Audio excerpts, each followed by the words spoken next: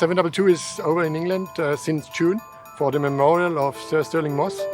And today we tried to fire up the engine, did some laps here to check if everything works, and we're happy so far.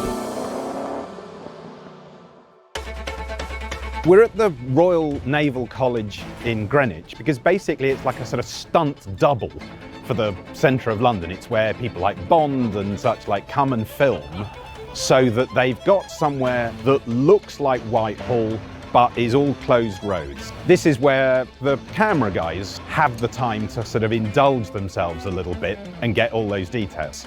The car looks great from every angle, and we're really looking forward to someday where we're going to be actually taking this out on the streets of London, the 722, Stirling Moss's car, back to his house. It's going to be something really special.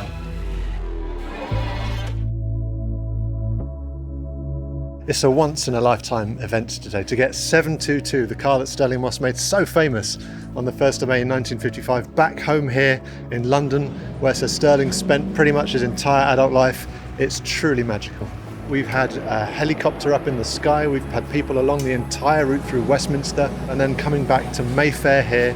The car was filmed car to car with a tracking vehicle, and cameras inside the car as well, just to capture everything once. We had one chance to do this.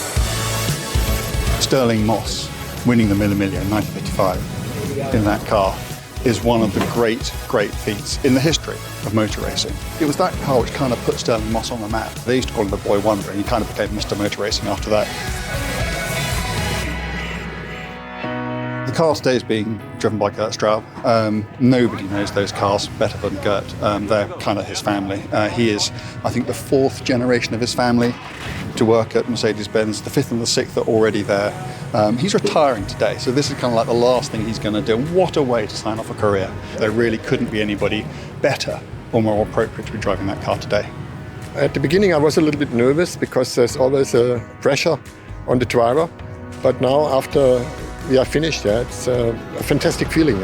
It's a race car designed to be on a racetrack full speed and not designed for stop and go traffic in town.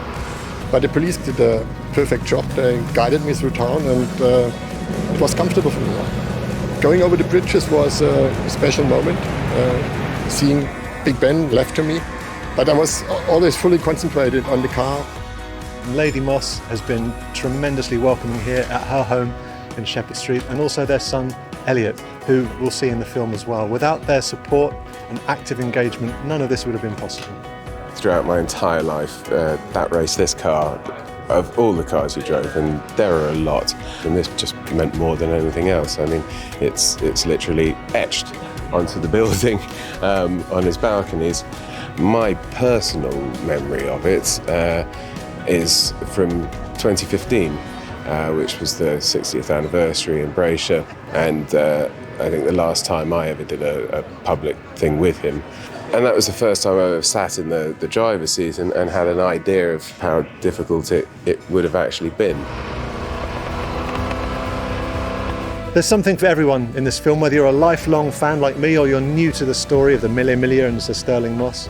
And we hope that people will spot some of the things that have happened deliberately and some of them by happy accident throughout the film.